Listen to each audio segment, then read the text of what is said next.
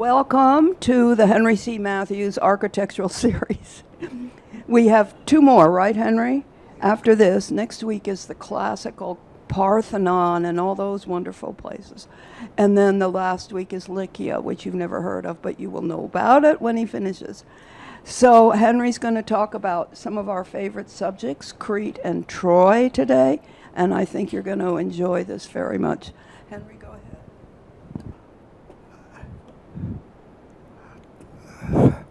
All right. Well, here's a map of what we were looking at. It includes places we were looking at before. Here is Mesopotamia, and here is Egypt. The eastern Mediterranean includes the amazing island of Crete, and then here are the Cyclades, the islands in the Aegean, and up here Troy. We'll get a closer look now. I just thought I'd mention who lived in this area before the Trojans, the Mycenaeans, and the Trojans. There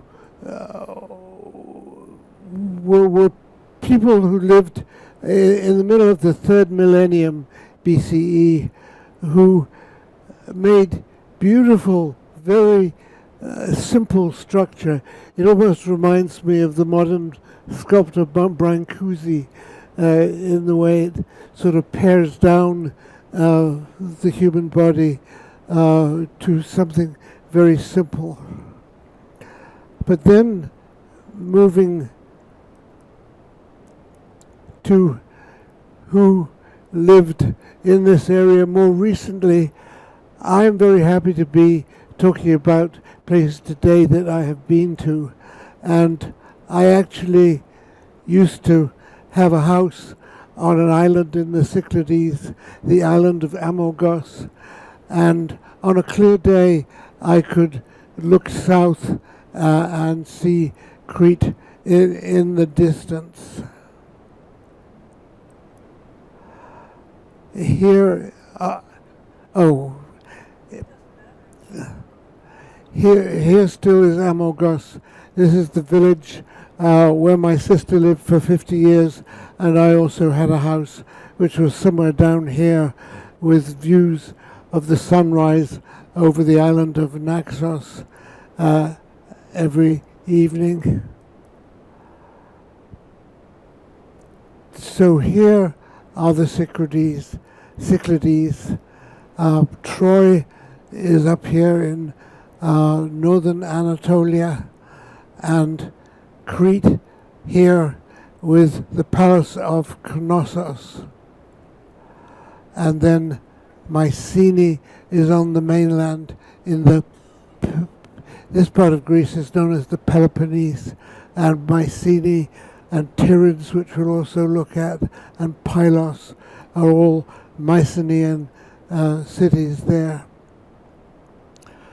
The island of Crete is very long, quite mountainous.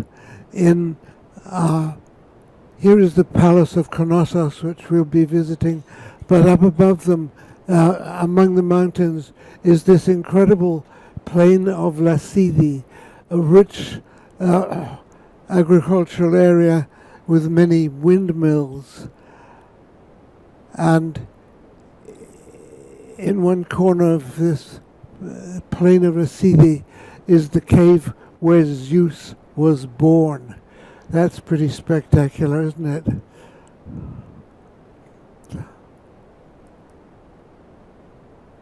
So here is the plain of Lassidi, and then down below we come to this great, huge group of buildings.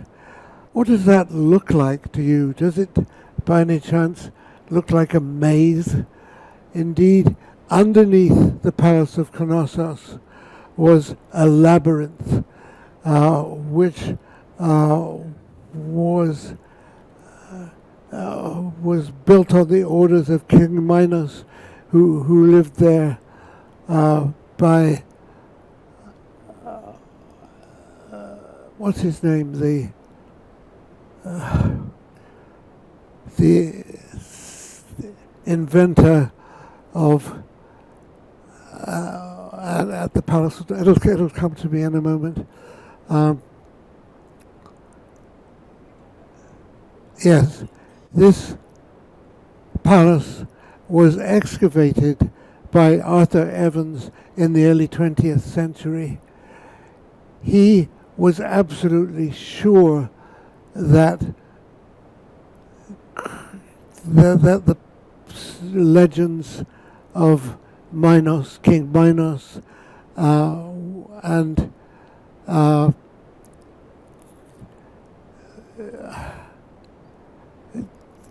trying to remember this man's name. Well, anyway, he was absolutely sure that this was a real place, and he followed any clue that he could find, and eventually he discovered the remains of a huge building, which had been grown over with vegetation and soil for centuries. Yes.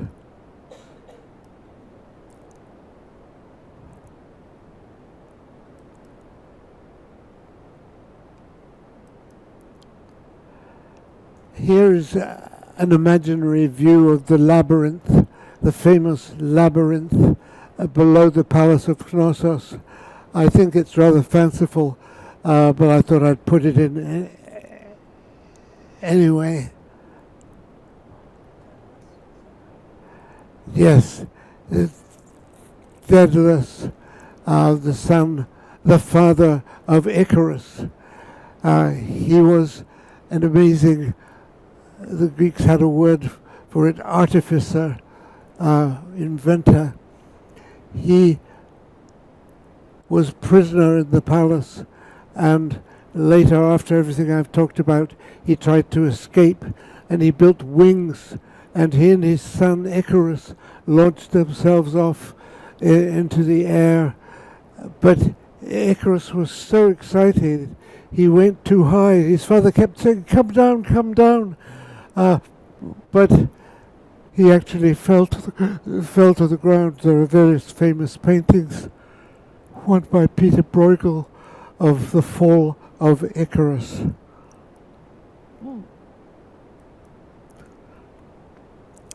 This scene on a Roman sarcophagus tells about Theseus, the son of the king of Athens, who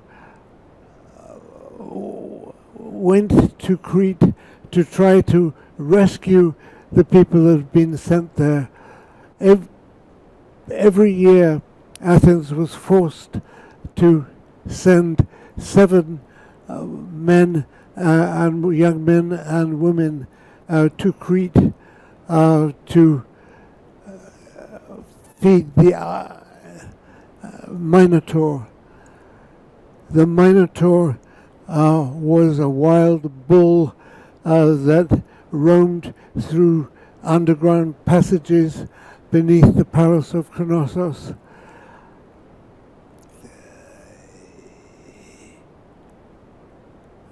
And Theseus was determined to kill the Minotaur.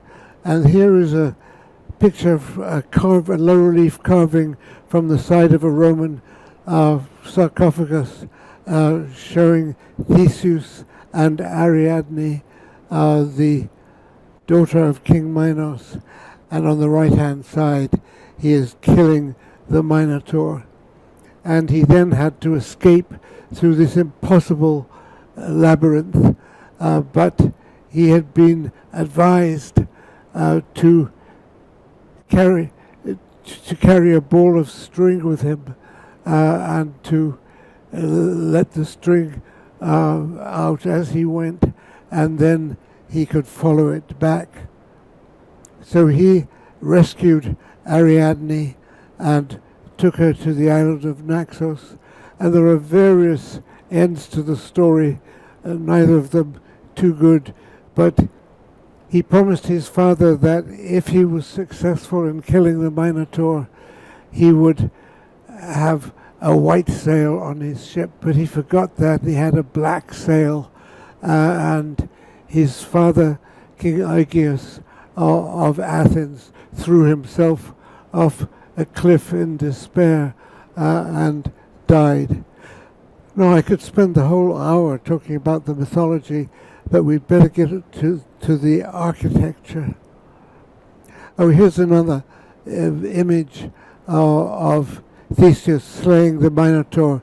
The Minotaur had the body of a man, but the head of a bull, and there he is crouching down as he is killed. Pablo Picasso made this amazing drawing entitled The Minotauromachy, in which we see Theseus on the right killing the bull.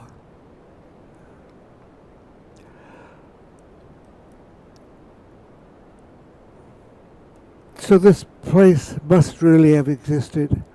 I believe many mythological stories are based in historical truths. Arthur Evans, a British man who was fascinated by ancient history, was determined to find the palace of Knossos, and he came here and was quite sure that he had found the right place, and as he began to dig, he discovered amazing architectural details. Here is a plan of the palace of Minos at Knossos, with a huge courtyard in the middle, and then masses and masses of rooms around it. This is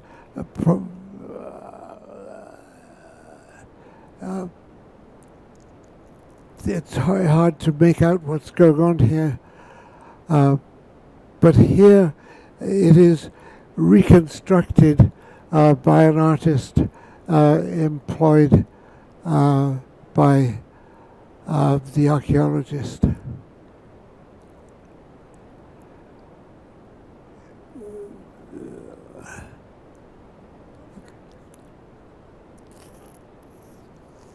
Well, I think this is round this side. Arthur Evans excavated this palace, and many archaeologists feel that he went too far because he reconstructed much of it based on guesswork. But he found all kinds of items. He found the impressions of columns, wooden columns that had molded away and disappeared, filled with soil. But he was, and so many archaeologists feel that he went too far, but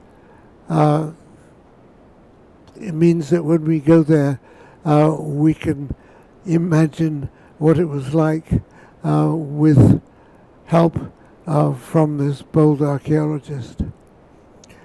In the palace was this sarcophagus, and here's a detail of it on one side, showing people bringing offerings to the king. Much pottery was discovered, elaborate, joyful pottery. So much archaeological pottery is rather dull, but look at this one on the right with the octopus, and this with flowers attached to it and abstract patterns as well.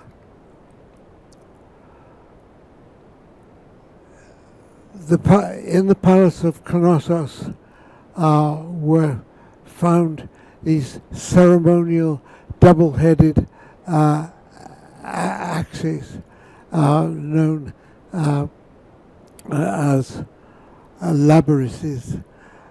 And then here is this wonderful figure of a snake goddess. There were many goddesses worshipped here. And in some rooms, frescoes were found still in the plaster on the walls.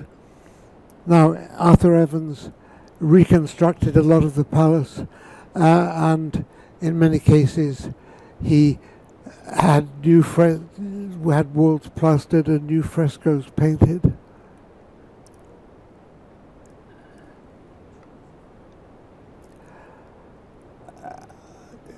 In one area of the palace, there were a lot of huge jars stored containing all kinds of food. Knossos was a kind of regional center where, in case of future famine, food was stored to feed the people. And it was stored in those big jars. And then we're surprised perhaps that these columns are narrower at the bottom and wider at the top. Evans believed that he had plenty of evidence for that.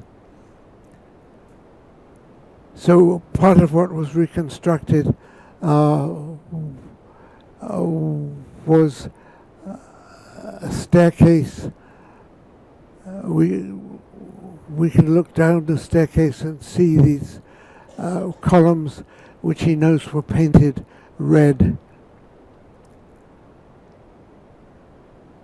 So this is a fascinating place to explore, looking out over the countryside around.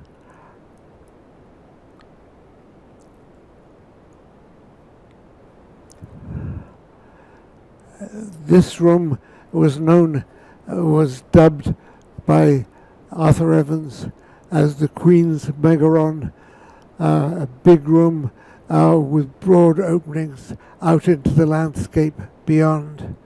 And in another room, many huge fishes painted on the walls. So here's a view of the central courtyard and one side of it as Evans restored it. And then here is a room called, no, that was the room of the double axes. This is a room that has huge shields painted on the wall. Evans had been aware, had seen pictures of shields like this, and these were poo-pooed by the experts who said, no, nobody ever had shields like this. How could the Minoans have had such stupid shaped shields? But Evans was excited to find them on the wall of this room.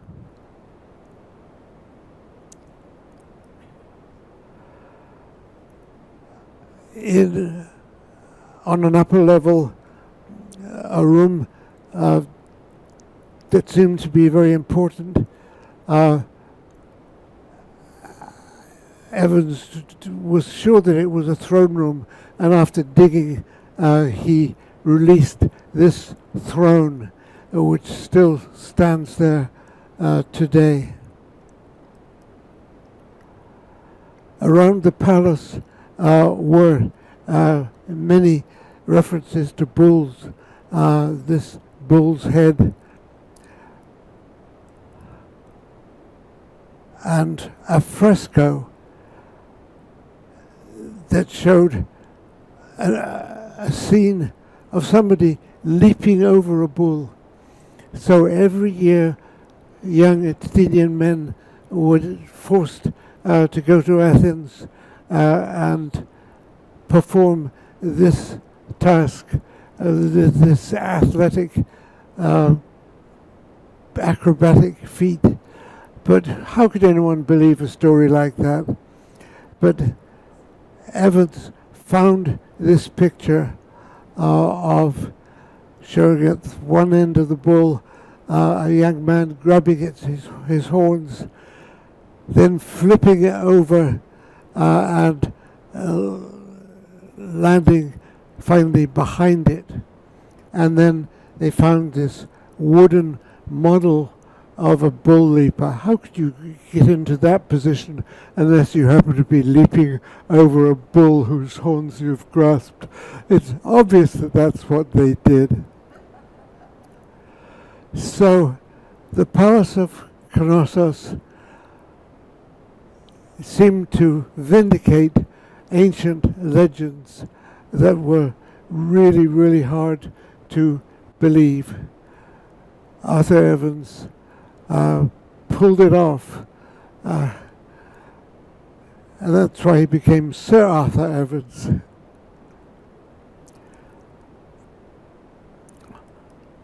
Not far from Crete is the island of Santorini. I'm sure some of you have been. And who's been to Santorini? Yes, very exciting. This probably represents the rim of a huge volcano, where a cataclysmic volcanic eruption occurred in about 1470 BCE, and later on a new island came up in the middle of the crater, and along the cliff tops villages have been built. I first went there in 1957, arrived in a ship that sailed through into this lagoon and landed there, and we then had to go on donkeys and mules up a steep path that goes up this hill, and came to the city of Thera, built along the top of the cliffs.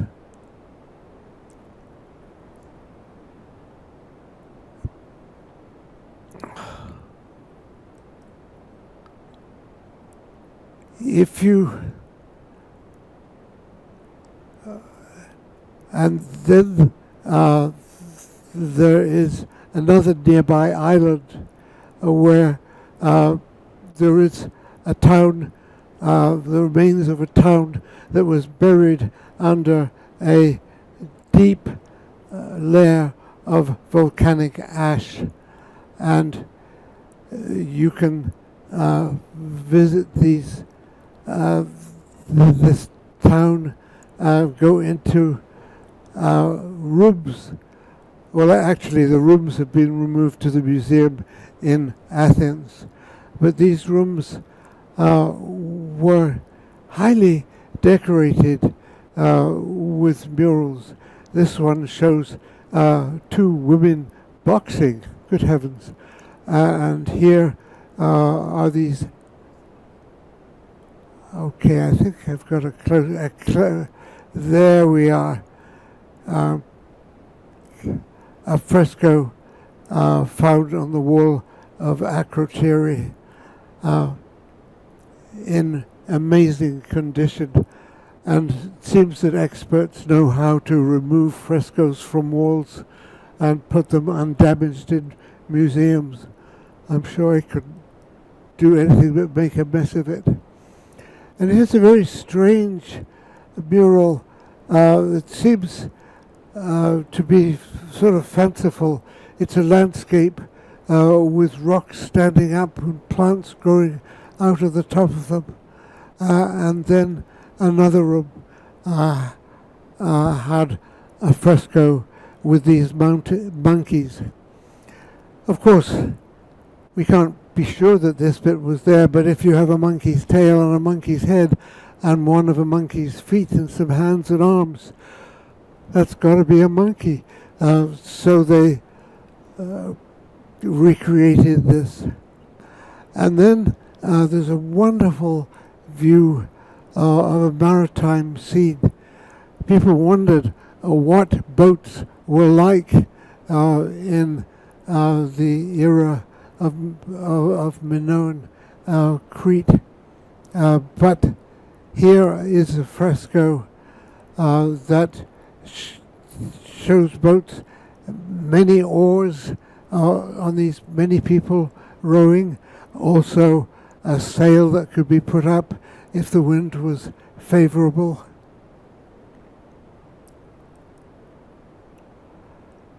And this beautiful pot with Minoan soldiers was also found there.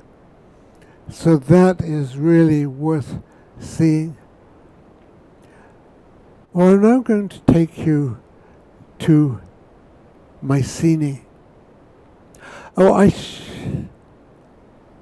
should have mentioned. No, I'll start here. A young German man by the name of Heinrich Schliemann was given a book about the Trojan War when he was a teenager, and he was absolutely obsessed by the thought that this story must be true. How could there be so many details in a story that was repeated and repeated over the ages and it not be based on any truth? So he decided that he was going to find Troy, and the only way he could think of doing it was to live a successful life as a businessman and make a lot of money, and then he could finance an expedition. And indeed, he made a lot of money. He discovered the site of Troy and excavated there, but he also came to Mycenae in Greece.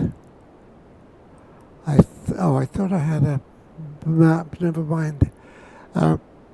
The city is, Mycenae is on a hillside with a deep ravine below it on one side, which would make it hard to attack from there. There's a hill here which could act as a lookout for invading enemies. I climbed that hill the first time I went to Mycenae, and I had not been intending to do anything like that. I was wearing French espadrilles, which are rather insubstantial shoes, which gradually fell apart as I approached the top, and I had a lot of trouble keeping them on my feet while I came down. But it was great to look down on Mycenae. Here's a view from the other side with the hill behind. These walls have been built quite high. It was clearly a site defended against enemies. But some distance from the sea, where Agamemnon and his Mycenaean warriors kept their ships.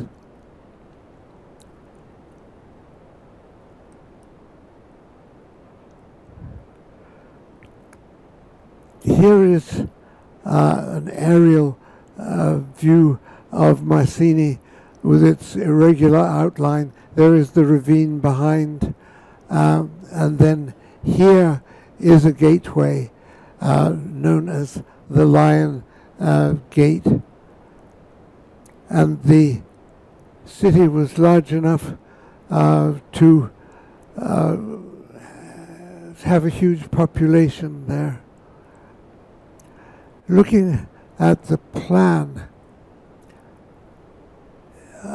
here is the Lion Gate. Just inside the Lion Gate is this huge circle surrounded by a wall in which several shaft graves were discovered, shafts that went down into the subsoil and turned out to be full of valuable treasure. Higher up the hill is this rectangular building known as the megaron, which was the throne room of the Mycenaean palace. Well, let's return outside to the gate and go through it. We'll see that there are tremendous vertical stones carrying a huge lintel that goes across, and then above it, in this triangle, stand two lions, and above them, between them, a column. Oh, I'm pointing at the slide that I'm not looking at yet. Here is a close-up of the Lion Gate. At some time, the sculpture fell, and the lions lost their heads, but they are distinctly leonine.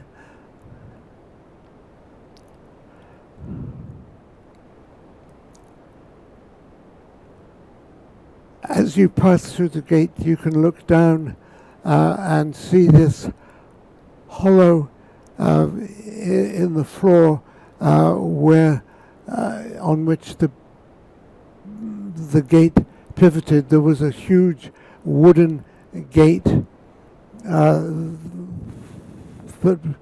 had extensions above and below, which allowed the hinge to pivot in it. This was like this when I first went to Mycenae, but it's now been covered up, so I'm glad to be able to have a picture of it for you. Inside the citadel was the grave circle, a wall around it, and it was presumably filled to the top with soil, but several shafts were dug down into it, and in those shafts were treasures that Schliemann was absolutely delighted to find. For example, these scabbards of daggers, some of them still containing daggers, were found in them, and these were decorated with these images. But the most exciting discovery were these gold death masks. One, a little comic, an elderly man perhaps, but look at this one here. It is not surprising that Schliemann, on discovering this in the shaft grave at Mycenae, sent a telegram to the Kaiser of Germany saying, "I have gazed upon the face of Agamemnon." Historians and archaeologists are pretty sure that these were actually of an earlier generation than Agamemnon, but who would doubt that Agamemnon actually existed?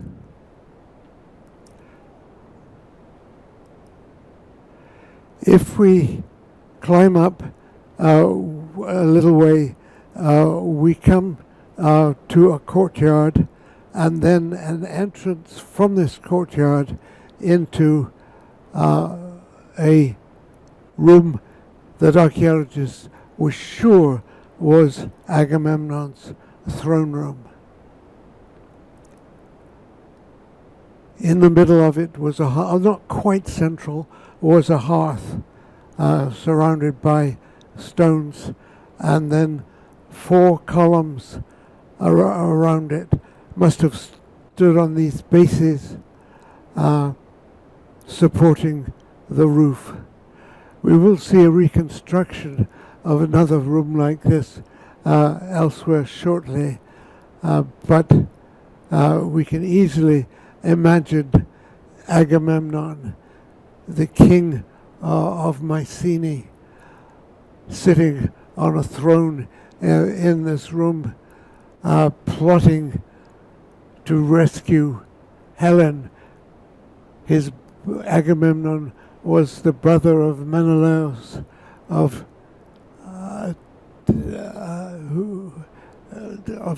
Tiryns,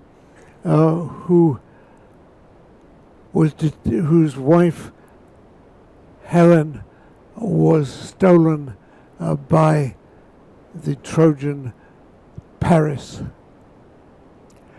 So Agamemnon, wanting to help avenge his brother and to bring back Helen, called all the Mycenaeans from their various parts of the southern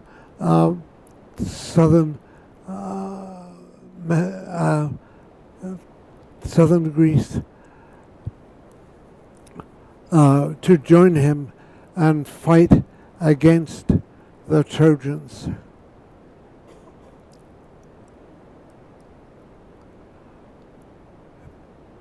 Behind it, there's this deep ravine, and on the other side of the citadel is a way leading down into a deep cistern.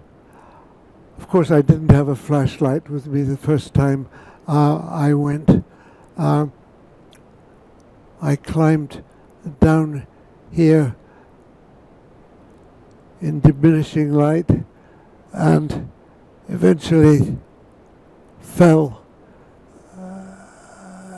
into a muddy area a few feet below the last step, and I was glad that the cistern does not contain as much water as it needed in the heyday of Mycenae.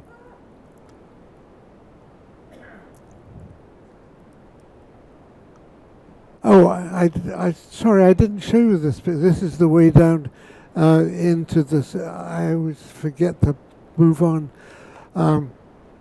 So here's where steps go down, and eventually, when it's completely dark, you come to the area.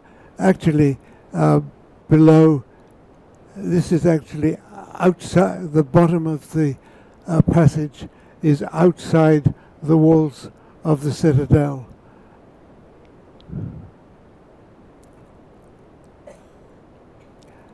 And also outside the city are 2 enormous structures covered over with earth that were this shape. They're sometimes described as beehive tombs, covered with soil, approached by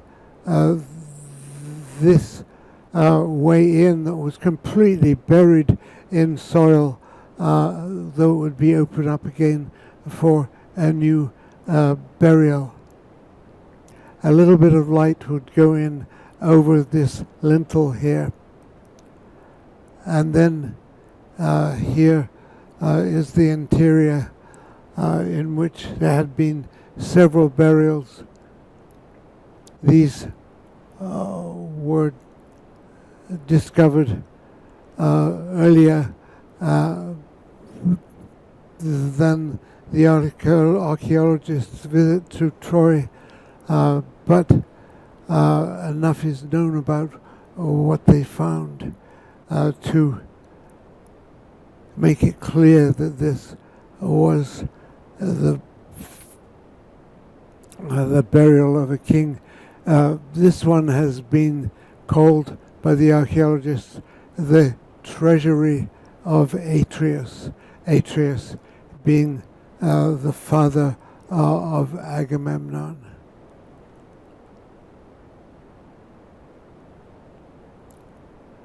So Mycenae is a rewarding place to visit. When I first went there, I was very fortunate that arriving at dusk, I could walk into the citadel and climb to the megaron and sleep the night there. And from there you would look out and see low mountains surrounding you in all directions. And imagine Agamemnon looking out there and thinking, this is my world. And from here, I'm going to go out and conquer Troy. So Agamemnon gathered together a huge force with ships, somewhat like this, and set off for Troy. And this is Agamemnon shown on a Greek pot. Also in the Peloponnese is the citadel of Tiryns, which was believed to be the stronghold of Heracles. It's built of huge stones, as was Mycenae, to a complicated plan. Around the edge you'll notice these little square enclosures which originally had openings in the walls through which soldiers could fire arrows. More of that has opened up now. Wait a minute.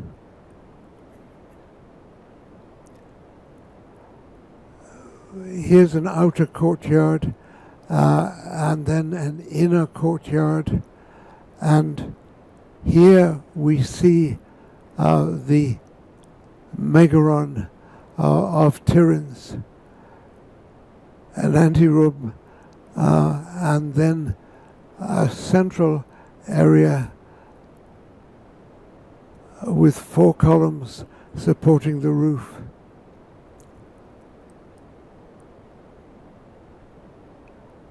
And on the western side of the Peloponnese is the palace of Nestor, one of the heroes of the Trojan War. And his megaron is in better condition, so we can imagine it with the 4 columns surrounding the central hearth. In an outer room is the bathtub I promised I would show you. Oh, it's quite comfortable. I got into it. I lay back and imagined warm water brought to me by my slaves. And then here's a reconstruction of the palace of Nestor at Pylos, including a very fanciful reconstruction of the megaron. I think it's out of scale. I think it appears to be a much larger space than it actually was. But the archaeologists found enough fragments of plaster with paint still on them from the fallen ceiling and from the walls, that they were reasonably certain that the megaron had been like this. Well, the Trojan War,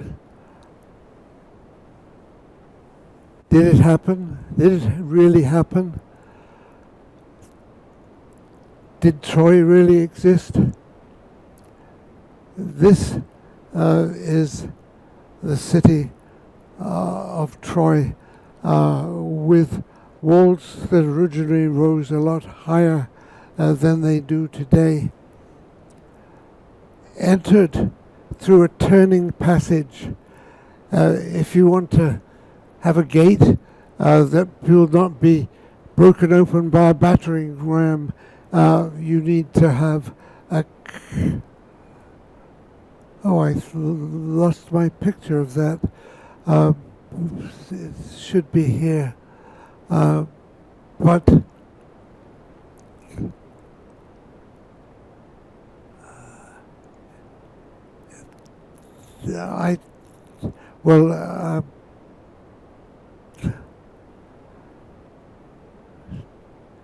Troy was built and rebuilt over many, many years, over centuries. This section, here's the way through the entrance, through to the gate. You can see because it turns, you couldn't use a battering ram. And this diagram, slightly exaggerated, shows Troy in many layers. Schliemann, when he excavated, was sure that the upper layer, which was in fairly good condition, was the original. So here is the entrance through the turning passage, and then we can walk up steps. I have not included a lot of pictures of the interior from the top of the citadel, because everything there is relatively late. But here is a ramp leading up to the place where the megaron, the palace of the Trojans, once stood. And that's the end of my pictures of Troy. But I'm sure some of you have some questions.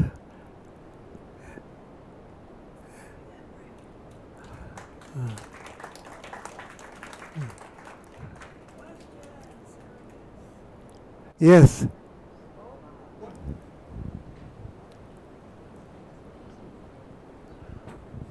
What do you think about the criticisms that have been made that Evans' reconstructions were too much a product of his fantasy and not really reconstructions?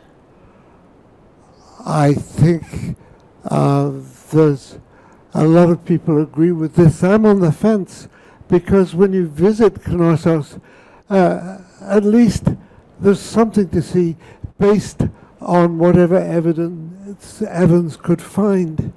But how do the rest of you feel? Who's for reconstruction? Oh, not a lot of people for reconstruction. Well, the colors he used were very vibrant, but if you look at some that had not been reconstructed, that quality of red, and the quality of blue and the kind of ivory all reflect the sea to a certain extent, to the land. The around there had that kind of ivory color, and he made them very bright. When it was reconstructed, they became very vibrant, but you can tell from what was there what that quality was, and I was very enamored with that. And the other thing that I really was interested in, I had been in Rome, and I had seen public toilets where you have a bench and there's running water underneath, and you have places to sit. They had that in Knossos. Yes. Years and years and years before. And I wondered also if they had some, not, I can't call it central heating, but some way of heating underneath. It seemed to me they talked about that. Am I not thinking about that right? I've never seen any evidence of that. Maybe you've been to Knossos more recently than me, and there's some information posted there. I'm not sure about it, but the toilets being that much earlier than Rome is fascinating. Yes. Any other questions? Yes, Roger.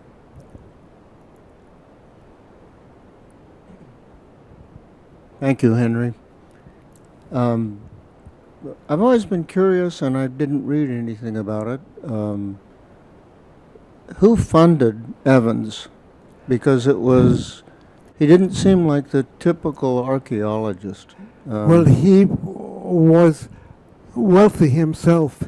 He paid for everything himself, which meant that nobody was looking over his shoulder saying, "You're doing it the wrong way." But how did he get to go there at all? I mean, he didn't need any permission or anything? He got permission from the Turkish government. Turkey. They didn't care about ancient Greek legends. They were not interested at all. But also, I'm sure that Evans told them that this would bring a lot of people to spend money on the island of Crete and to stay in the hotels and eat in the restaurants and pay entrance fees to the city. So it's not part of Turkey anymore. It's an independent, or it's part of Greece? Is it part of Greece? No, Troy is No? in I'm seeing nodding. Yes, it's Greek. Troy is in. No, I'm talking Oh, about, we were we're talking talking about about- Crete. Yeah. Oh, I thought we were talking about Crete, because you asked about Well, Athens. yes, we were. Of course, we were talking about. Yeah, I Who else has a question? Anne has another question. She's been there. She knows more than we do. We stayed in Hanya at the other end of the island and rented a iffy kind of car and drove all the way to Knossos and then into Herculaneum. And it was, I thought, interesting territory, kind of mountainous and so on. It was very dry, but it reflected a lot of what your pictures showed, that whole island. So it was, the drive we took was 2/3 of the way the length of the island. And did you go to some of the other ancient cities? No, we didn't. There, We just went to Knossos. And then Herculaneum for the museum, which has Heraclion. Herculaneum, which is really a good museum. Yes, I regret that I didn't bring pictures from You the didn't museum. mention that the Crete was destroyed by an earthquake? Is that right? Yes. Knossos was destroyed by some cataclysmic event. Some people have thought that the earthquake there went as far as to account for the opening of the Red Sea so that the Israelites could walk across it. Interesting. Yes.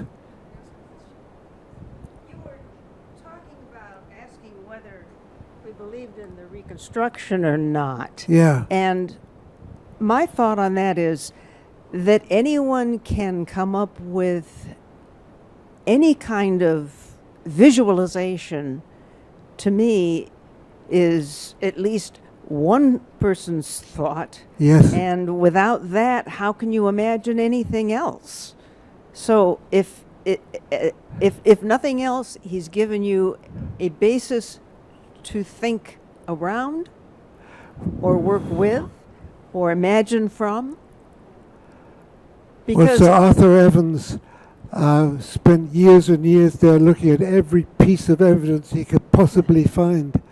I mean, he would dig down from the top and realize that there was some original soil, and then there was an area that had been filled in, and if you could scrape away the soil, maybe you'd find sheets of paint showing where a column had been. I mean, he gave it more thought and more. How could you give it any more than that now? Did he have any engineering background? Any archaeological or any geologic background? He did have a German archaeologist named Dürpfeld Okay. with him, who had some experience with archaeology. I mean, I look at the reconstructions and they look stable. They look like it could. It's certainly feasible, and if it's feasible, why couldn't it not be possible? Right. Anyone want to argue against reconstruction?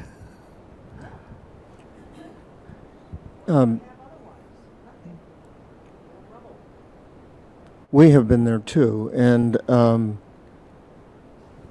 it's interesting because there's a lot of discussion about the argument of whether it's original or not. But I agree with Catherine that the impression is it is just in spots where it has been painted, and it seems like a reasonable supposition that, because we know that many civilizations had decorated these ancient buildings vividly, Absolutely. and weather has taken that out. So at least to have something that demonstrated color, even if it's not accurate color, but the whole notion that these ruins were very different when they were vital and when they were used. So I agree with the imagination piece of it. It enlivened the whole thing. There's no question that when you read about this, when you're there, you're a little skeptical. But the thrust of the architecture and the structure is obvious, and it seems like it fits within the time frame of the evolution of columns and walls and what you can do with stone. So it seemed, at least to me, I'm not sure what Connie thinks, but I found it felt realistic and energized just to make that leap. Well, I agree with you. Yeah, I'm fine with restoration if it's, and I think a lot of your photos make clear that where it's a restoration and as it is different from what was really there, and in the frescoes you can see where very clearly what's been, what has been imagined and put in between what they originally found. So it's honesty. Henry, I'm wondering, where did this Crete civilization, or the people and their art, come from? What do we know? Is it some form? Is it derivative of somewhat of the Egyptian or other sources? That's a very good question. I wish that I knew the answer to that. So do a lot of historians.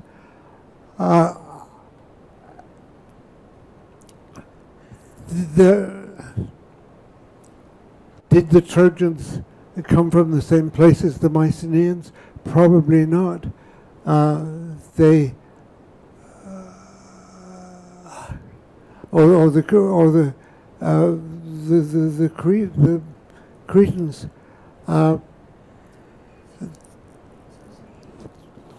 Possibly, some people think that they migrated into Anatolia from Central Asia, and then headed off in boats to the islands. No, I don't have an answer, but but I have heard suppositions that there was a lot of trade that went on, both with the Mycenaean area and also to the east.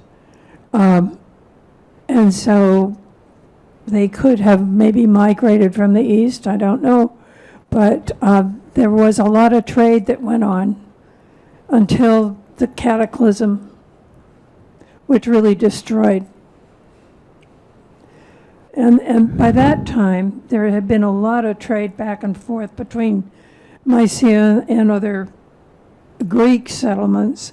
So you had a combination. There was tremendous trade in the Mediterranean very, very early. The most amazing shipwreck ever found, I think, known as the Uluburun wreck, was off the coast of southern Turkey. It contained, I think I mentioned this before, 7 tons of copper and 1 ton of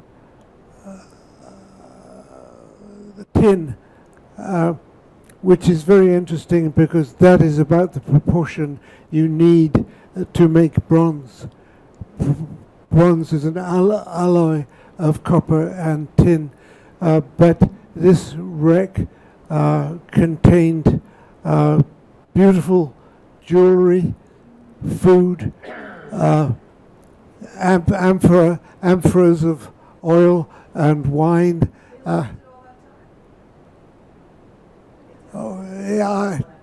Well, when I dived there, I wasn't feeling very hungry. I think I wanted to make a comment on this art, asking where did it come from. It seems to me there's some elements from Egypt. What? Put your mic closer to your mouth. Mouth. Okay, sorry. It seems to me there's some elements that you could look at and see Egypt, the heavy emphasis on the profile.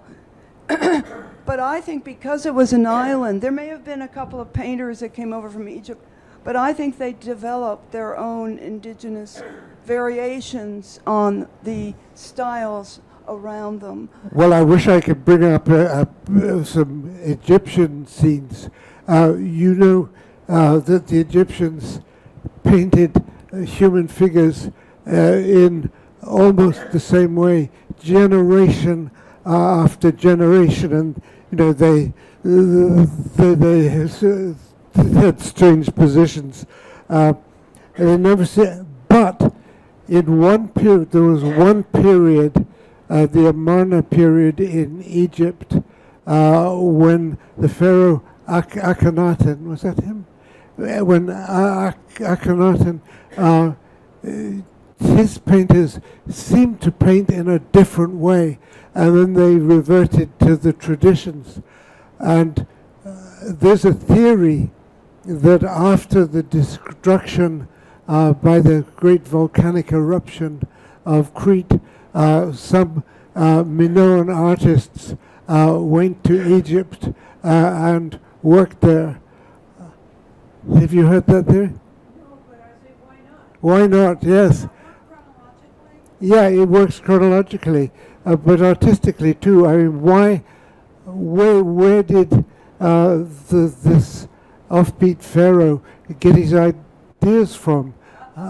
Why would artists migrate in large numbers?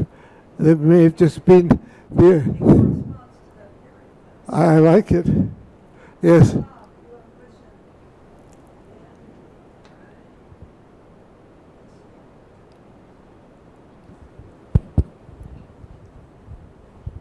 Imagine you had to live within a budget.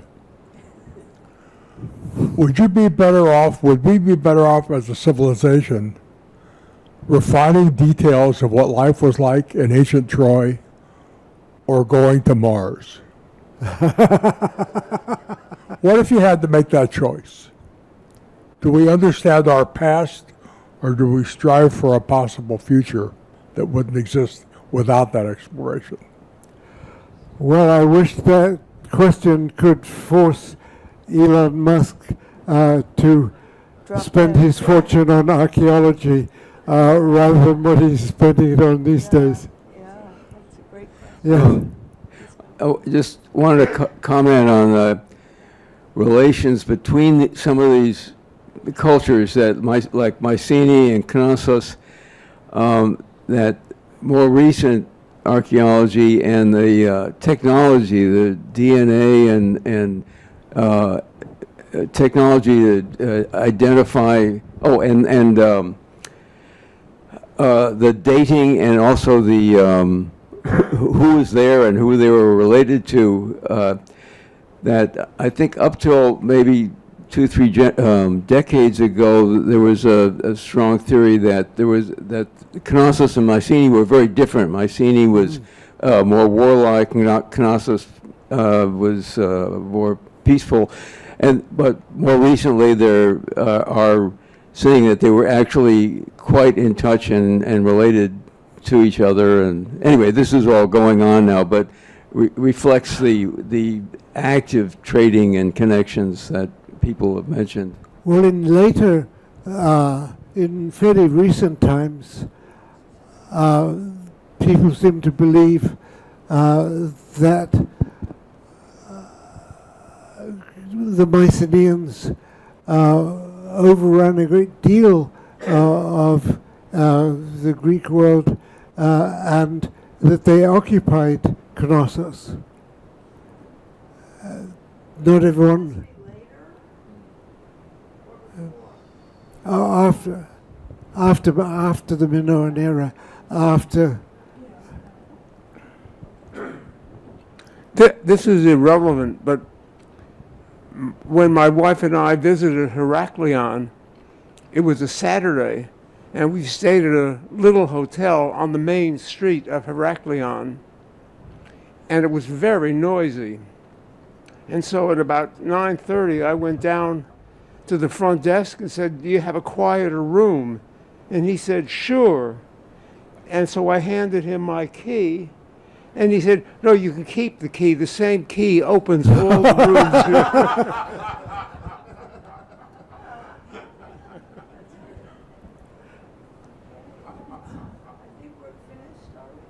Anybody have a burning question they want to ask?